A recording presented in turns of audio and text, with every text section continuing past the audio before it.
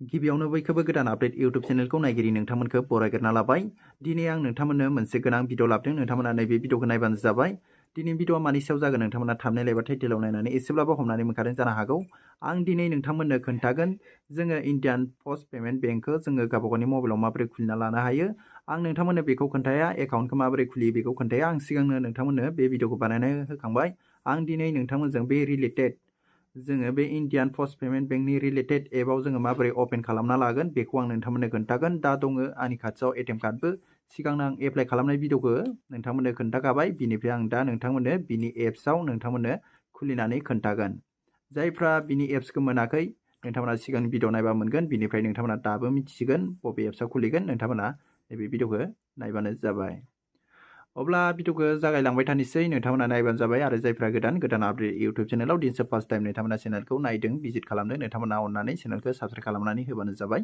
बेफोरबायदि गोदान नोंथांमोना अनलाइननि भिडिअ मोनबाय थानो हागोन गोदान आपडेट इउट्यूब चेनेलनि गेजेरजों।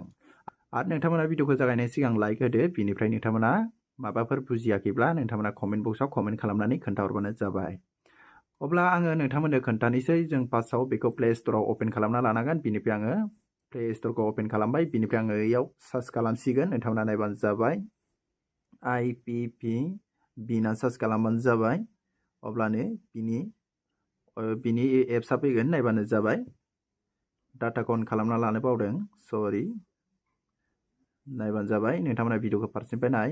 अब्ला आङो बेखौ डाउनलड खालामखाबाय। बिनिफ्राय आङो दा माबोरै अपेन खालामगोन बेखौ खोन्थागोन नोंथांमोननो, नायबानो जाबाय। बेनो बिनि इन्डियान पस्ट पेमेन्ट बेंकनि बे एप्सआ बेनो। बेखौ नोंथांमोना खुलिना लायोब्ला नोंथांमोना इजिलि नोंथांमोना रिचार्ज, नोंथांमोना इलेक्ट्रिक बिल, नोंथांमोना रिचार्जबो सोना लानो हागोन। टिभि रिचार्जफोरबो नोंथांमोना अनेक खामानि मावनो हागोन। बिनिफ्राय आङो दा बेखौ अपेन अपसनाव थुनानै होगोन। नोंथांमोना नायबानो जाबाय। बेयाव अपेन नुदों, नोंथांमोना बेयाव खनसे थुनानै होबानो जाबाय। अब्ला बिनि पेजआ बेफोरबायदि गेवगोन, नायबानो जाबाय। आं दा एटिएम कार्डजों खुलिगोन दै। जोङो स्टेट बेंक थानायफ्रा जोङो SBI इउन'खौ खुलियो। बिनिफ्राय गावबागाव बेफोरबायदिनो मोनसे रिलेटेड एप्स थायो, बेखौ जोङो खुलिना लानांगौ। बिनिफ्राय दा इन्डियान पस्ट पेमेन्ट बेंकनिया बे रिलेटेड एबा बेखौ आं दा अपेन खालामसै। बिनिफ्राय बेयाव नोंथांमोना नुगोन लगिन अपसन, बेयाव नोंथांमोना खनसे थुनानै होबानो जाबाय।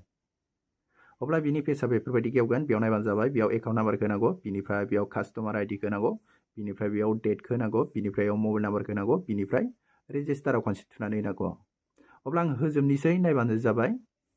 अब्ला आङो गासैखौबो बेयाव होबाय। गोजौआव नायबानो जाबाय। गोजौआव आङो बेयाव एकाउन्ट नाम्बारखौ होबाय, बिनिफ्राय बेयाव कास्टमार आइडिखौ होबाय, बिनिफ्राय बेयाव डेटखौ होबाय, बिनिफ्राय मबाइल नाम्बारखौ होबाय।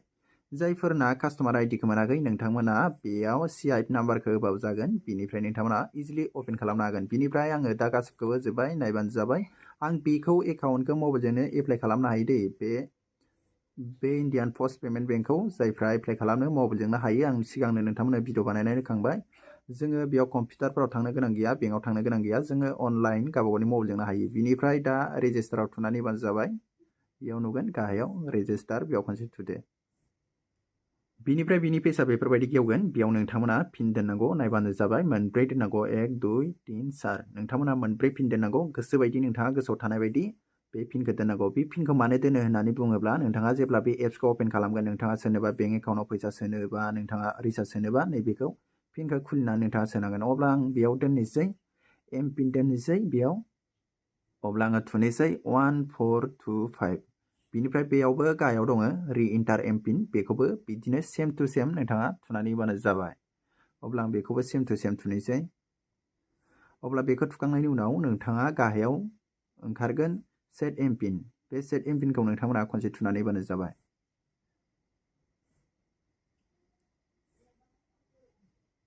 अब्ला बेफोरबायदि पेज गेवगोन, बेयाव नायबानो जाबाय। बेयाव दङ नोंथांनि डेट अफ बार्थफोरखौ सोंदों, नोंथाङा बेयाव सेलेक्ट खालामबानो जाबाय, नुखागोन। बिनिफ्राय नोंथाङा हायाब्ला नोंथाङा बेयाव गाहायाव नोंथांमोना सायख'नानै माखौ हायो नोंथाङा बेखौ होबानो जाबाय। बिनिफ्राय बेयाव नोंथांनाव बेयाव स्कुलनि नेमफोरखौ सोंगोन, नोंथांमोना बेफोरखौ होबानो जाबाय। First school, that you have attended बेफोरखौ सोंगोन। नोंथांनाव बे फार्स्ट स्कुल नोङो बबाव गाबज्रिनाय बेफोरखौ सोंजोबगोन। बिनिफ्राय नोंथाङा बेखौ फिलआप खालामनांगौ। अब्ला आङो थाब खालामसै, नोंथांमोनाबो हाखागोन बेखौ इजिलि। नोंथांमोना हायाब्ला नैबेयाव अपसन दं, नोंथांमोननो खोन्थानि आं। नैयाव अपसन, गुबुनखौ नोंथाङा सेलेक्ट खालामनानै नोंथाङा बेयाव फिलआप खालामबानो जाबाय। बेयाव नायबानो जाबाय प्लिज टाइप एन्सार, बेयाव प्लिज टाइप एन्सार बेफोरखौ नोंथाङा टाइप खालामजोबनांगोन। बिनिफ्राय नोंथांनि बियो गासैबो अपेन जाजोबगोन, जेबो प्रब्लेम जानाय नङा।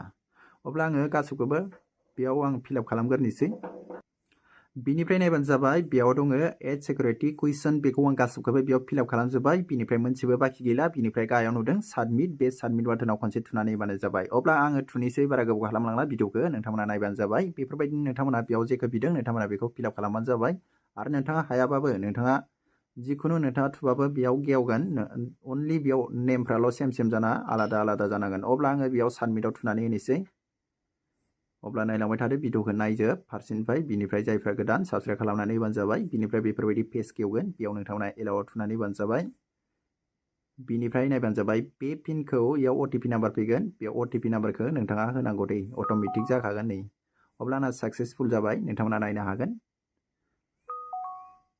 नायबानो जाबाय साक्सेसफुल जाबाय दै रेजिस्ट्रेशन सक्सेसफुल बिनिफ्राय दा लगिनआव खनसे थुनानै होबानो जाबाय अब्ला आङो दहाय फार्स्टआव पिन होदोंमोन ना बेखौ आं दा बेयाव होनानै बेखौ लगिन खालामनांगौ खेवनांगौ नायबानो जाबाय आं दहाय नोंथांमोननो खोन्थादोंमोन बे पिनखौ गोसोआव थानांगौ होननानै बिनिफ्राय बे पिनखौ होफिनबानो जाबाय अब्ला आं खेवनोसै बेखौ 1425 थुदोंमोन बिनिफ्राय गेवबाय बियो नायबानो जाबाय फाइनालि आंनिया बियो साक्सेसफुल जाबाय नोंथांमोनाबो जायफ्रा रोङाखै नोंथांमोना बेफोरबायदि खालामबानो जाबाय अब्ला नायदो बेयाव आं गासैखौबो बेयाव नुबाय नै सेन्ड मानि बेयाव नोंथांमोना फैसाबो ट्रेन्सफार खालामनो हागोन आरो नोंथांमोना बेयाव नोंथांनि बेलेन्सखौ नायनो हागोन दा फार्स्ट गोदानसो नालाय बेयाव फैसाया थाखानाय नङा नायबानो जाबाय 20 थाखा बेयो अट'मेटिक थाखायो जायफ्रा गोदान एकाउन्ट खुलियो बयनावबो 20 थाखा फैसाया थाखागोन बेफोरबायदि नायनो हागोन बिनिफ्राय नोंथांमोना बेयाव सेन्ड मानि फैसा सोनो हागोन QR क'डजों नोंथांमोना स्केन लानानै हागोन बिनिफ्राय नोंथांनि QR क'डखौ बर'नानै बेलेगनिफ्राय नोङो फैसाखौ लानो हागोन अब्ला लोगोफोर दिनै भिडिअआ एसेनोसै आं नोंथांमोननो बेखौनो शेयार खालामनो होननानै बे भिडिअखौ बानायनाय जाबाय जायफ्रा रोङा नोंथांमोना दिनै रोंबाय आरो जायफ्रा नोंथांमोना दासिमबो नोंथांमोना इन्डियान पस्ट पेमेन्ट बेंकखौ एप्लाइ खालामाखै नोंथांमोना गावबागावनि मबाइलजोंनो एकाउन्टखौ खुलिनो हागोन नोंथांमोना बेंकआव थांनांगौ गोनां जानाय नङा आं नोंथांमोननो खोन्थाखाबाय आंनि सिगांनि भिडिअ नोंथांमोना थांना नायोब्ला नोंथांमोना रोंगोन बिनिफ्राय बेयाव गासैखौबो साक्सेस जाजोब्बाय बिनिफ्राय ATM कार्डखौ माबायदि एप्लाइ खालामो बिनि भिडिअखौ आं सिगाङावनो होबाय जायफ्रा दासिमबो इन्डियान पस्ट पेमेन्ट बेंकखौ खुलिखांनायनि उनाव नोंथांमोना ATM कार्ड मोनाखै बेखौ नोंथांमोना एप्लाइ खालामनो हागोन माबोरै हागोन होननानै बुङोब्ला आं सिगाङावनो नोंथांमोननो भिडिअ मोनसे बानायनानै होदोंमोन नोंथांमोना बै भिडिअखौ नायोब्ला नोंथांमोना फाइनालि हागोन नोंथांमोना ATM कार्डखौ मोनगोन सप्तासेनि गेजेरावनो अब्ला लोगोफोर दिनै भिडिअआ एसेनोसै आं नोंथांमोननो बेखौ शेयार खालामबाय मोजां मोनदोंबा लाइक खालामदो बेफोरबायदिनो गोदान गोदान नोंथांमोना अनलाइन भिडिअ मोनबाय थानो हागोन आंनि बे गोदान आपडेट इउटुब चेनेलनि गेजेरजों आरो जायफ्रा दासिमबो फेसबुक पेजाव फल' खालामाखै नोंथांमोना खालामहैबानो जाबाय डिसक्रिप्सनाव दं लिंकआ नोंथांमोना खालामनानै हैबानो जाबाय सापर्ट होबानो जाबाय नोंथांमोननि लाइक नोंथांमोननि कमेन्टखौ नुनानैसो जोङो मोजां भिडिअ लाबाय थानो मोजां मोनो बिनि थाखाय नोंथांमोना सापर्ट होबानो जाबाय अके लोगोफोर अब्ला दिनै भिडिअआ एसेनोसै